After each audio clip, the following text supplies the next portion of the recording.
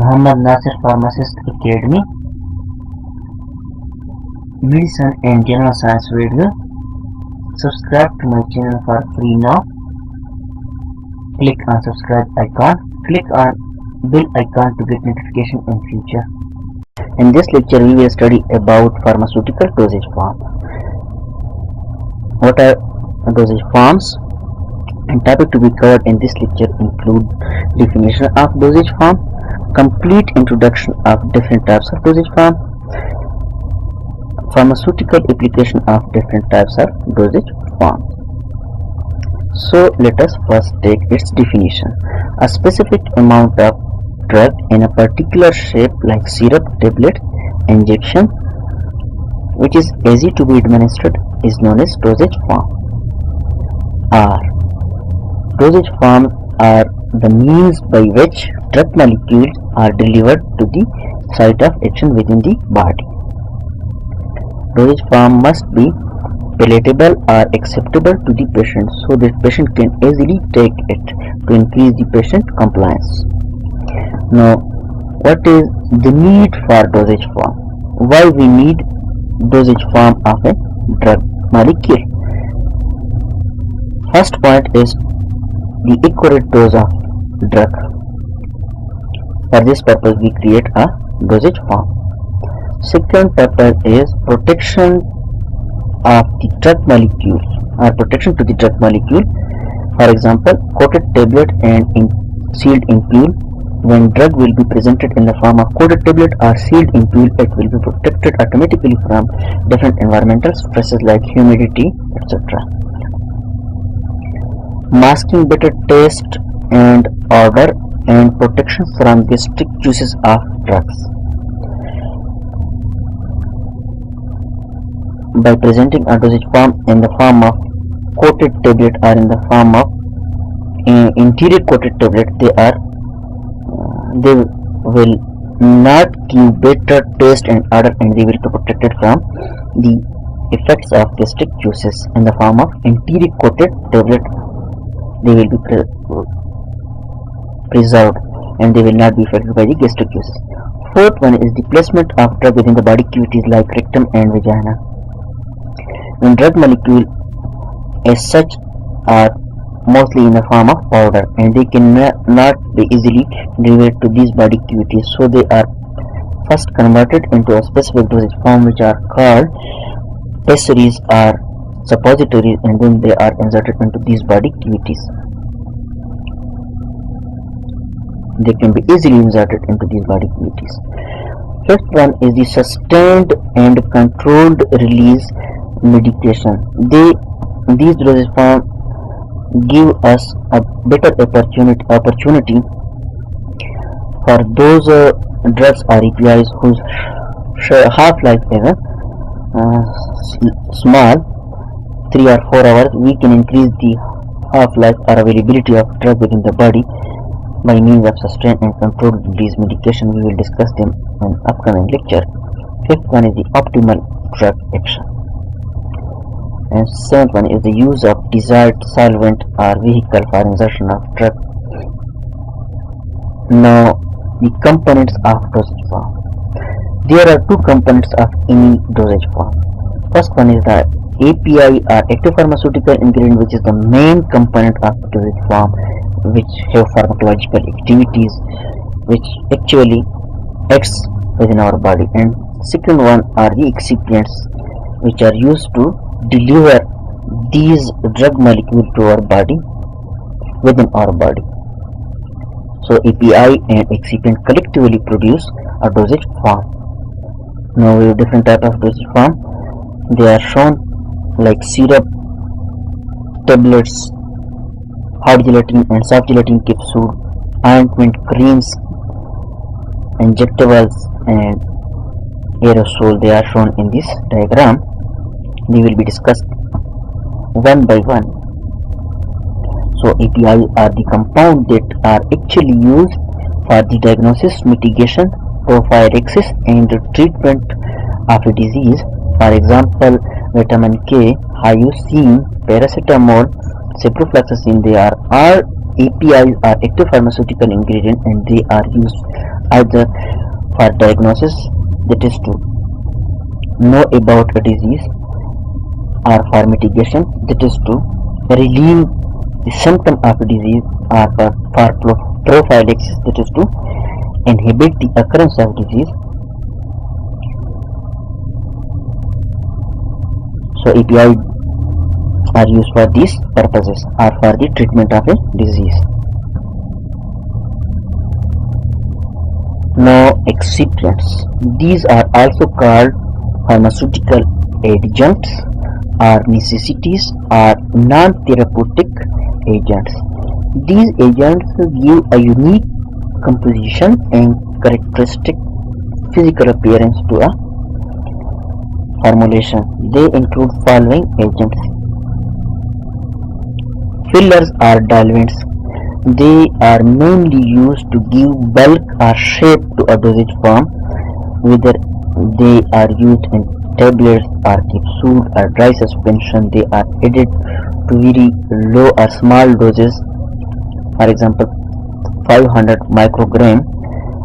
It is not possible to administer 500 microgram to a patient, so these fillers or diluents, or even it is not possible to compress or fill 500 microgram in a dosage form, so these fillers or diluents they are added to dosage form to give bulk to low doses or small quantities, so they can be easily compressed. For example, lactose, microcrystalline cellulose, they are added to a formulation, or sometimes sugar and dry suspension as a sweetening agent and as a bulk producing agent to produce a specific dosage form. Second one is the binders or binding agent. They are used to produce granules either or to produce directly compressible hard tablets. They include Mestar, hydroxypropyl methyl cellulose. They are used in direct compression, and microcrystalline cellulose and pre-gelatinized starch in a direct compression. They are used as binding agent or binders. We will discuss them in a detail in upcoming lecture, inshallah. And third one is the thickening agent or viscosity builder or suspending agent. They are nearly the same terminology is used for the agent which are used to increase viscosity and to suspend a drug. For example, gum acacia, for example hydroxypropyl methyl cellulose, they are all used for these purposes. They are almost in powder form. And next is the preservatives. Preservatives are used to prevent the microbial growth within the dosage form, and they include sodium benzoate, methyl parabene or methyl parahydroxybenzoate, propyl parahydroxybenzoate. What are the permissible limit of these different types of dosage form and how they are used in formulation will be discussed in upcoming lectures. Up till now you must know the names, their names. And first one is the antioxidants. Antioxidants are used to prevent oxidation of drugs molecule. For example, butylated hydroxytoluene (BHT). It is used as a antioxidant. And then is the lubricant and gradient. For example, magnesium stearate, which is used to prevent sticking of tablet within the dye cavity. And gradient, for example, talcum, which is used to improve flow of granules. These are solvents like methanol or ethanol or water. They are used in a pharmaceutical dosage form to solubilize a drug molecule. And next one is the coloring agents. For example, zinc oxide, color zinc oxide, which is shown in this diagram. And next one is the sweetening and flavoring agent. For example, sugar, aspartame, they are sweetening agent. And flavoring agent, for example, flavored strawberry They are used to give flavor to syrup or suspension in dosage form. Next one is the solubilizing agent or surfactants. For example, sodium lauryl sulfate or polysorbate cleans or polysorbate ET. They are used to solubilize a drug molecule or API in a specific solvent or to increase its dissolution in tablet or capsule dosage form. They are used, and they are also used in syrups to solubilize dosage drug.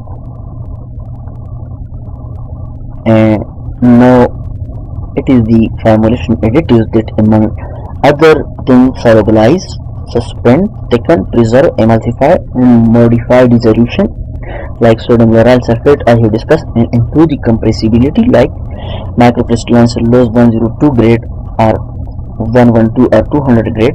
They are used to improve the compressibility or lactose and flavor drug substances to form various preparation or dosage form. These are the excipients which give or impart these properties to the dosage forms. And now why we should be familiar with the basic properties of dosage form. We need familiarity with the dosage form because without dosage form, API handling may be difficult to or impossible to us. For example, weighing or dispensing of very low doses of drug like alprazolam 1 mg or 0.5 mg and mecobalamin is 500 micrograms, so we cannot weigh them. So we will first dilute it with a diluent and then we will prepare a specific dosage form and then they can be easily administered to the patient. Second one is the accurate drug dosing can be difficult in low doses, especially we cannot weigh 500 microgram to be administered to the patient, so we will first convert it into specific dosage form and then it will be administered to the patient. Third one is the API administration can be impractical, unfeasible or not according to the therapeutic aims. Same point as discussed earlier, it will be impractical. Low doses or some time administration may be impractical because the drug is too much bitter in taste or is not smelling well, so it will be converted into a feasible or palatable dosage form and then it is administered to the patient. Fourth one is the API may have, as discussed earlier, fourth one is the API may have unpleasant smell, so there will be poor patient compliance, so it will increase patient compliance. A drug is converted into a specific dosage form. So some API are degraded into stomach. API are drugs. They are degraded into the stomach by stomach acids. So they are formulated in such a dosage form that they are protected from the gastric juices. For example, insulin is degraded in the stomach by stomach acid, so it is prepared as injectable. Dosage form classification is our next topic. There are two methods for sometimes three methods for the classification of dosage form. First one is the according to manufacturing or according to physical form of dosage form.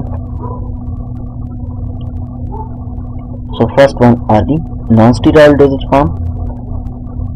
They include solid dosage form, semi-solid dosage form, semi-liquid dosage form, liquid dosage form, and then last but not the least, gaseous or aerosol or pressurized dosage form.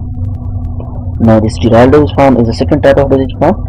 Sterile dosage form includes sterile solid dosage form, whilst sterile liquid dosage form the impures.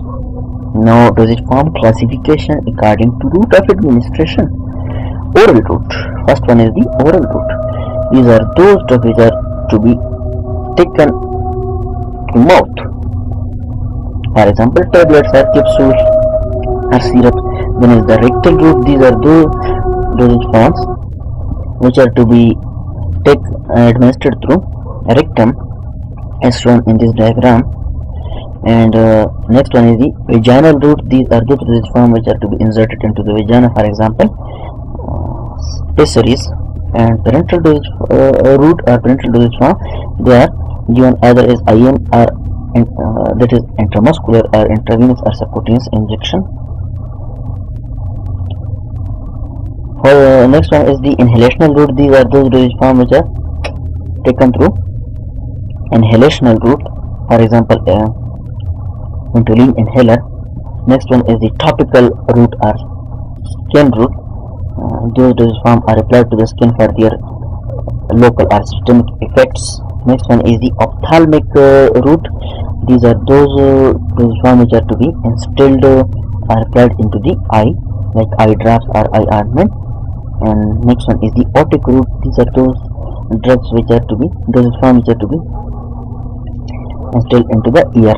Now we shall discuss briefly all dosage forms, their explanation with their formulation, development and manufacturing processes will be discussed in the upcoming lectures. So first of all we shall discuss sterile dosage form. What is meant by a sterile dosage form? Sterile means free of microbes. Sterile dosage forms are products of the therapeutic agents that are free of viable microorganisms. Viable microorganisms mean those microorganisms that are capable of growth. These include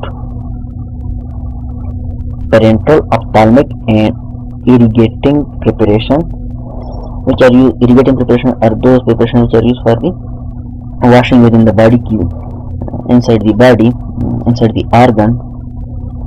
Sterile products are more frequently solutions or suspension and dry powder for reconstitution, but they may be solid pellets for tissue implantation. So sterile products may be used as ophthalmic or eye preparation, as eye drops and as eye ointment, like methaclor eye drop solution, Nebra eye drop and Polyfix is an eye ointment, as shown in this diagram, are as parenteral preparation. They may be used as a parenteral preparation, for example through intravascular, intramuscular, intravenous, subcutaneous, intracutaneous routes. They may be administered, and either as injection solution or as dry vial, which is maybe a single or multi-dose vial for reconstitution, like Neroban injection, which is an impure, as shown in this diagram, digoxin injection, or cefzone dry vial, which is first reconstituted and then given through intramuscular or intravenous route. Now the non-sterile dosage form. A brief introduction of non-sterile dosage form. Non-sterile dosage form do not necessarily require a need to be free from microbes, although preferably they should be free from microbes. However, microbial limits are a bit flexible and wider as compared to the sterile dosage form. Non-sterile dosage form are mainly divided into 5 categories: solid dosage form, semi-solid dosage form, liquid dosage form, semi-liquid dosage form, and then last but not the least, pressurized dosage form or aerosol dosage form. Now, first of all, we will discuss about solid dosage form. Solid dosage form include tablet. What are tablet? Tablet are solid pharmaceutical unit dosage form of active pharmaceutical ingredient with or without suitable diluent and are prepared by molding. Molding method is no absolute method. Now the compression method is used for tablet formulation. For example, simple compressed tablet like Calpol tablet, and film coated tablet like Neroban tablet, and sugar coated tablet like Neromet tablet.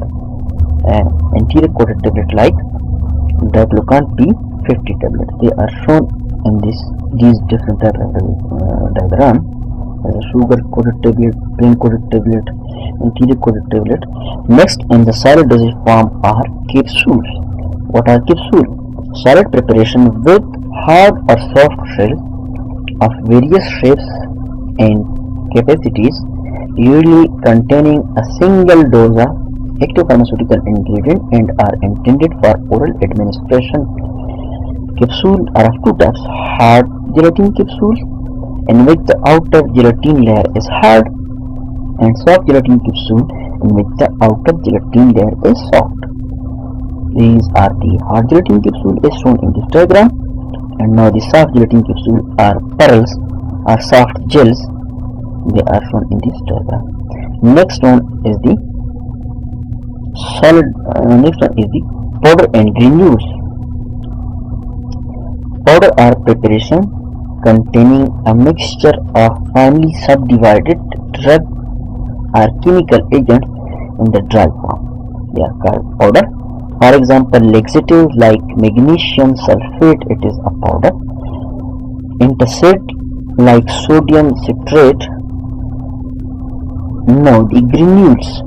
What are granules? Granules are irregular agglomerates of powder particle to form granule that behave as a single particle. They are called granules. These powders are actually converted into granule by the process of granulation. A binding agent and solvent is added to convert powder into granule dosage form, like effervescent granule, inofluid salt. They are shown in this diagram. Next one is in the solid dosage form is suppositories. Suppositories are solid dosage form which are usually medicated and are used for insertion into the rectum, vagina, urethra, or any other cavity of the body other than mouth. Where these suppositories are pessaries, they melt, dissolve, and have a local or systemic effects. For example, micronema, a laxative suppository, is shown in this diagram. So next one is the semi-solid dosage form. They include pastes. Semi-solid dosage form that contain one or more drug substances intended for application into a small localized area of the skin or mucous membrane are called pastes. For example, zinc oxide paste, toothpaste. They are more concentrated. They contain up to 50% of the solid particle. This is a paste. Now next one is the ointment. Semi-solid dosage form that are immiscible, miscible, or emulsifiable with the skin secretion and are intended to be applied to the skin or certain mucous membrane for emollient, protective, therapeutic, or prophylactic purposes where a degree of occlusion is desired. They are called ointment. Now in this definition, miscible mean miscible with the skin secretion, immiscible mean which is not miscible with the skin secretion, which will not fuse with the skin secretion. And as we know, emollient effect is the soothing effect, therapeutic effect is the pharmacological effect, and for prophylactic purposes are to prevent a disease. For example, Polyfix ointment is shown in this diagram.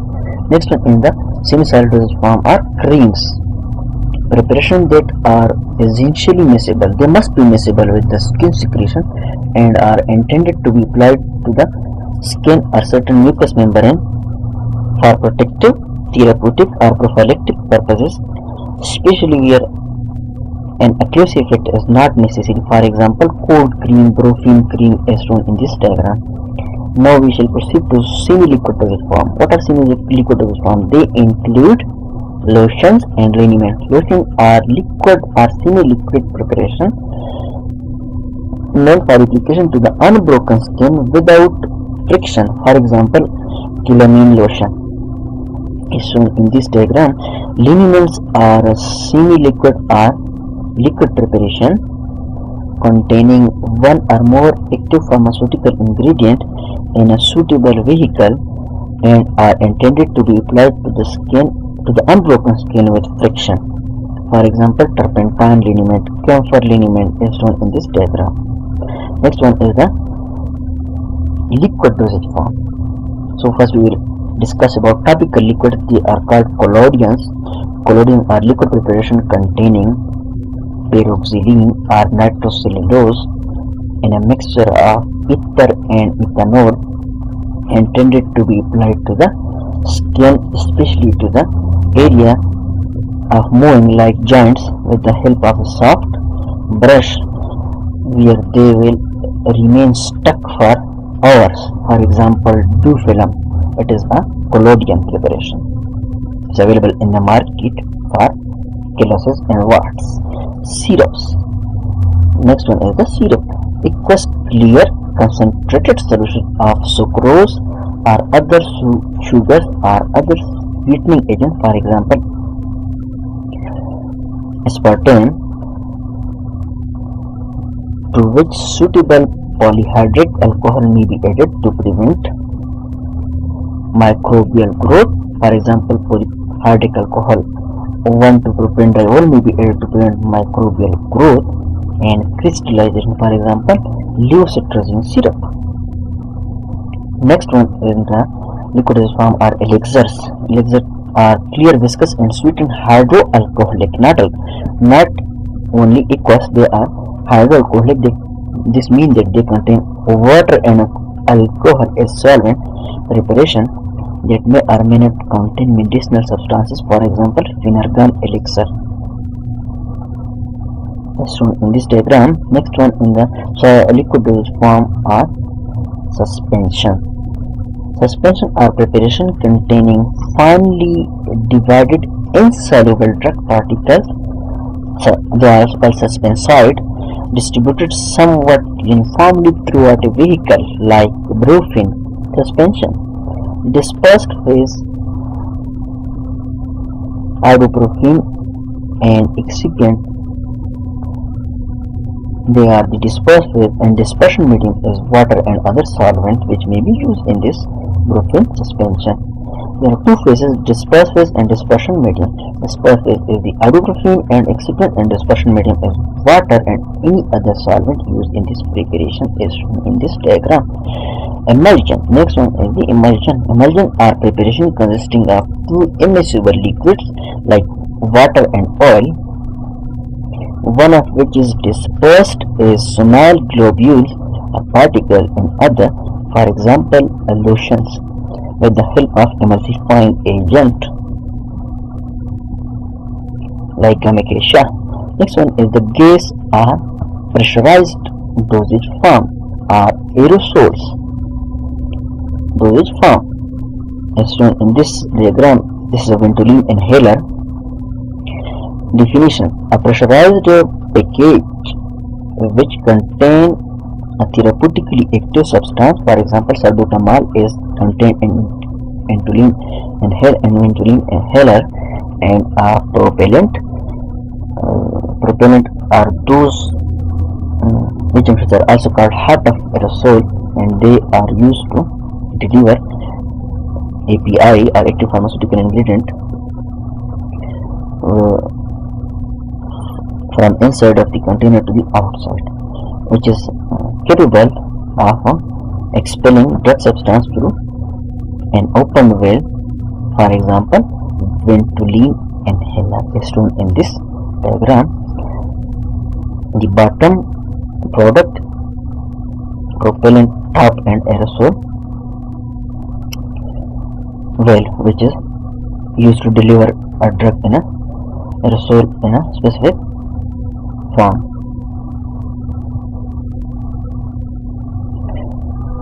And with this we will end our this lecture of different type of dosage form. In the upcoming lecture, inshallah, we will discuss the formulation methods, how different types of dosage form are formulated. Thanks for watching.